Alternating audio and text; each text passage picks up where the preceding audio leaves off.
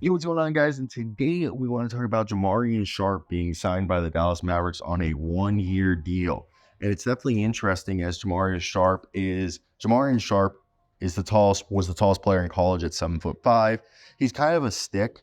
And I got to see Jamarion Sharp in person at Portsmouth.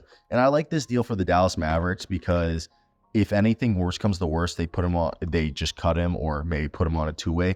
But if it works out behind Daniel Gafford and Derek Lively, to have Jamarion Sharp be the guy that potentially is the one, being your third string center is awesome. And the difference between Jamarion and other big center prospects like Jamarion, who are 7'5", is Sharp can move. He might be a twig, but he can actually run up and down the court.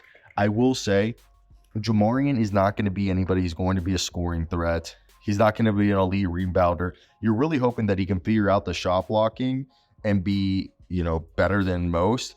And also, wasn't he he was originally, he was always an Ole Miss guy. He spent 3 years there.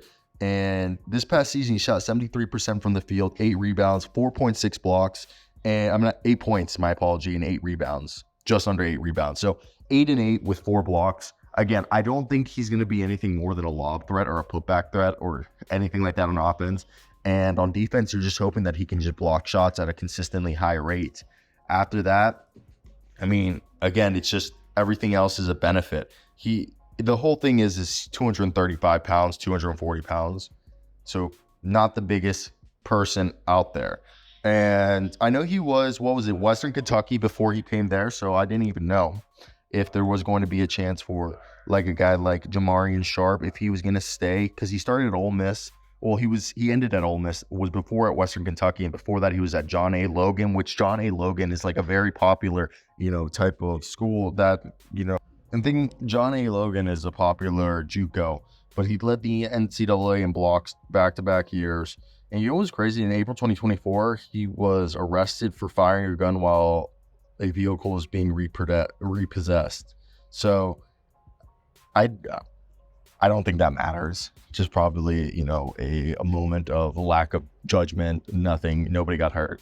And it looks like nothing's serious. So for him, I think this is just a low risk, high reward if it does work out.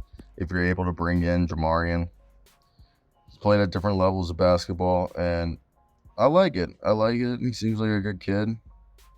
And he seems like he could really be maybe a difference maker. I definitely think at the end of the day, you got to hope that he can just stay on the floor and be big enough to fight people. That's one of the bigger things is like, can he fight off enough? But I like the fact that he went to Ole Miss, tried to get better. I remember at Portsmouth, there were so many people excited to see him play. Height always intrigues people.